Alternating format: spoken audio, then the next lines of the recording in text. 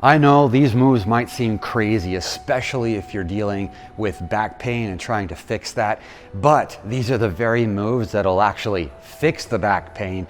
At least they're what worked for me and helped me go from massive back pain to being able to sustain and maintain and even accelerate high-level training and be able to do that with fun and happiness for life.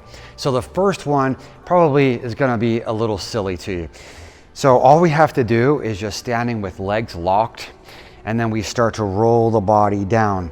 Now, what causes back pain in a lot of situations? Super tight hamstrings, super weak core, compression in the vertebrae. And so this move is actually starting to open up the hamstrings and then creating a little bit of traction through the vertebrae. And we're going down and just hanging in a relaxed way.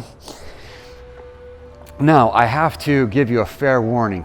Number one, please don't mistake videos for instruction, mine or otherwise. Number two, most things are gonna flare up back pain if you're already dealing with it. And so you're gonna have to learn a very important principle, and that is, I call it kind of the pain bubble. And what you wanna do is you wanna make sure that you have an understanding of where that pain threshold is. And we'll talk more about this later, but it's allowing yourself room to push without pushing so hard that it creates way too much pain. And so only you can tell what that is. And then obviously good coaching and training, not just workouts or programs or courses, but training to help you get through that and get to the next level. And then build that buffer of strength and flexibility that we're going to talk about. But we're going into this position here.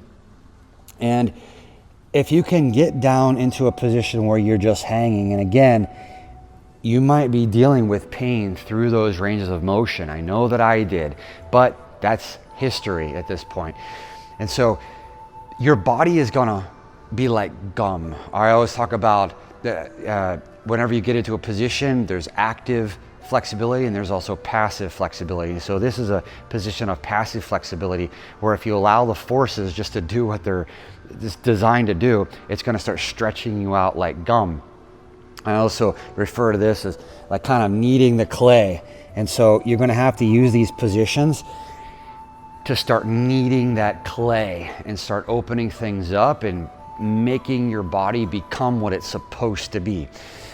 So the next phase of this, and oftentimes people will start adding weight to this. I talk about this too. I call it a body roll. Some people call it a Jefferson curl, where you have weight, but you really don't even need weight for this. And I'm gonna show you some even better ways that we're gonna build up into this that don't require weight and that actually build and help you unlock superhuman strength and skill. So it's just the same position, just hanging like this, straight down. I remember doing this in the mornings before work. This move, along with another move I'm going to show you in just a second. So we're just going down here, and we can do these for reps. We can also do these for static holds. We can also do this again with weight pulling us down. And it's going to depend on your situation. Every situation is going to be unique. The reasons or the things that got you into this situation are going to be different from person to person, and it might require different little tweaks here and there. So one more time, just hanging. Another couple cues that I like to say is flexing. The only muscles in your body that should be flexing right now are your quads, and they should be pushing your legs to almost bow backwards. Everything else should be relaxing, including your neck. Some people, they go like this and they're guarding so much, or they start going into this like guarding their back and they can't even roll their back. But you want to start allowing your body to relax and going through these motions of just hanging and being able to build up to longer holds. Now, like I said, you don't even need to add weight to that, and you can build tremendous strength with another move that I'm going to show you as we walk over this way.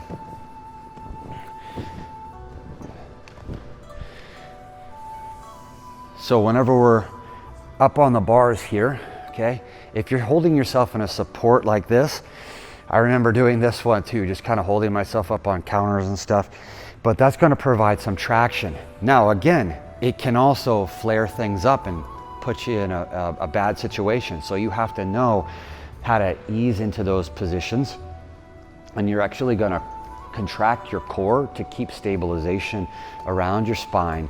And so you're holding yourself up like this. And again, please don't mistake videos for instruction, and please don't mistake programs or courses for instruction as well, okay? Be it mine or otherwise. So we're holding ourselves up like this. And then another thing I remember doing was working on building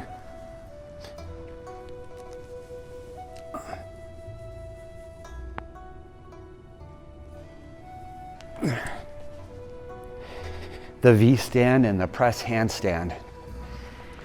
And that's what I mean by the superhuman strength and skill. This is one of those moves that requires your entire body to work together, and it requires the hamstrings to be flexible. It builds a massive amount of core strength, which is a key ingredient. And don't mistake this. If there's one thing I want you to take away from this video, is this point right here. Your core strength, really your overall body strength, needs to be 10 times what you think it needs to be.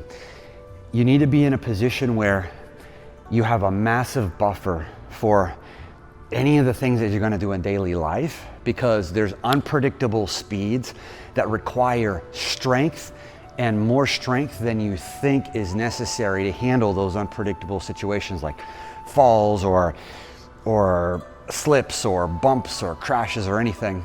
And then if you do want to do activities that are fun, that make life enjoyable, because that's what life is about, enjoying life, you want to have the strength to be able to do whatever it is you want to do, be it snowboarding in the mountains or hiking or whatever those things are for you.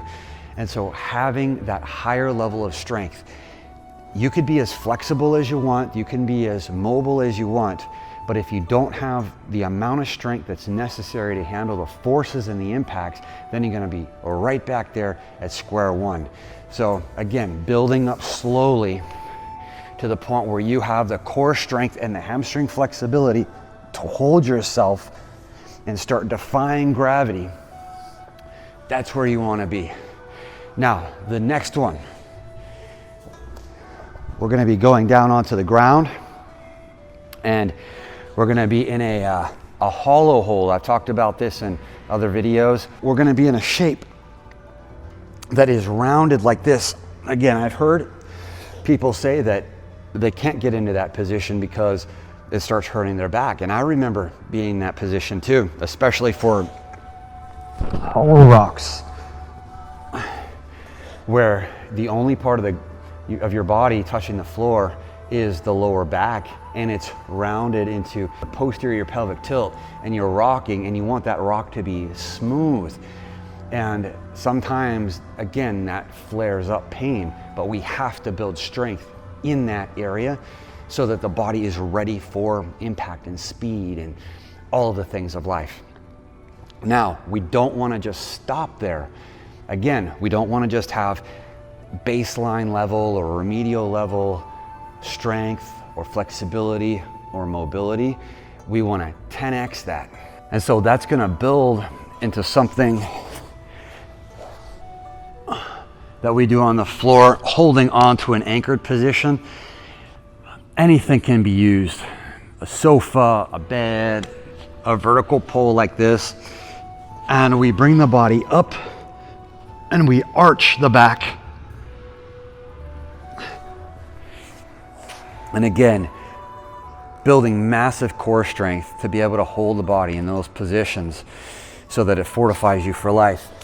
Now that, again, we don't want to just stay at that position either. We want to put this into a hanging position and pull the body into space. And extending out with a straight body now, where the core is holding you horizontally through space with that amount of strength. Again, these are the things, and this is the level that you want to get to. Then you can trust your body to do whatever you want it to do. So we've talked about folding in half with the V stand and the forward roll with the hamstring stretch. We've talked about the body out straight, and now we've got to deal with bending side to side, because this is probably triggering some things for you. And we can do the oblique leans like this. We can do these weighted as well, but there's another angle that we take this in, and that's not leaning the torso down, but it's actually bringing the leg up to the side.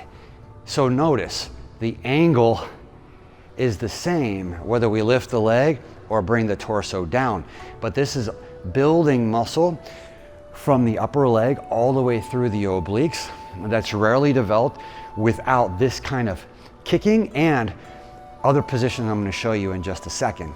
We want to take this over to this vertical pull or anything to balance on, and we want to get extended. So I put my hand facing this way with my thumb down. This is an overgrip, like you're doing a pull-up on the bar, and then my bottom hand is turned, and then I'm extending out. This is already going to be a stretch.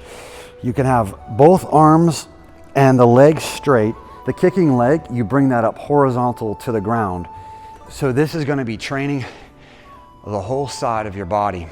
And then again, we don't want to just stop there. This is progression by progression, listening to your body, getting the custom training that you need to go level by level up through all the levels, so that you can get to much higher levels of strength and skill that fortifies you for life. But we're gonna pull with the top hand, push with the bottom hand, using the core to bring our body up horizontally so that we're in a human flag. And all of these moves that I showed how we progressed up through these kind of lower level scaffold moves, that I made another video about that, but all these are called pinnacle moves, and these start to connect together into combinations of moves. And this is part of our ninja strength training, a form of calisthenics that's included in Powerbatics, and that's how we train. And again, these moves have changed my strength dramatically, and they help you to have a body that is way more powerful so that it can handle whatever it is that you want to do. Now, here's the biggest piece of this puzzle. I wanted to show you some of the moves first, show you how to kind of build up a little bit, but probably the biggest thing, and a lot of people might not want to hear this, but you need to, your lifestyle is going to determine so much, especially with your mindset as well. And this has an impact on the most critical piece of this puzzle, and that is pain tolerance, your threshold for dealing with pain. And that ties directly into your nervous system, which your brain and body work together. And so if a person has a low pain tolerance, they might feel things 100 times more than a person that is conditioned all the way down to the core of their nervous system, and they might not even feel it, and it might be the very same thing. In other words, think about it like this. One person could be working and they could have a splinter in their finger and not even know, and another person is agonizing over it.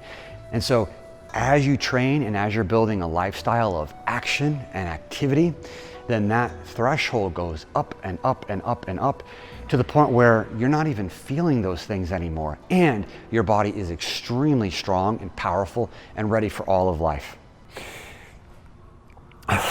Okay, that was the last one. That's good.